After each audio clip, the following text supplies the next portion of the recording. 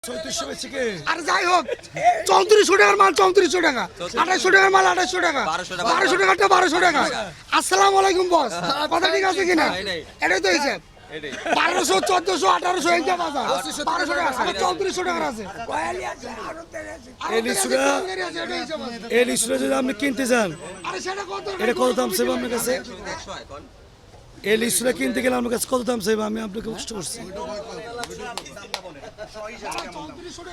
আপনি যদি আপনি কি এবছর লিস্ট কিনছেন? কিনেন নাই, আজকে কিনতে চান সর্বনিম্ন 350, 400 টাকা দাম চাইব। অথচ এরাই নাইব না 120 টাকা, 70 টাকা এই বলে দাম। 1800 দাম কইছি, এনে খাই রয়েছে দাম কয়ে 1200 টাকা ওই যে খাই রয়েছে। এটা 1800 টাকাটা ভাইয়া, বোঝার না কেন?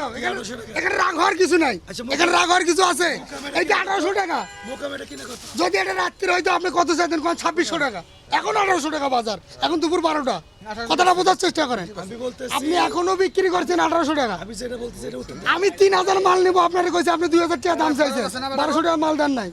2000 টাকা দাম চাইছেন এবং কোয়ালি আছে 180 টাকা, 200 টাকা। কথাটা বোঝেন, আজকে বাজার কম, কালকে বাজার বেশি। এটা কাঁচা মাল মানে পচা মাল, এটা আমদানির উপর নির্ভর করে। পরশুদিন মাল কিনছি 3000 টাকা, আজকে মাল কিনছি 1800 টাকা। এটা হিসাব।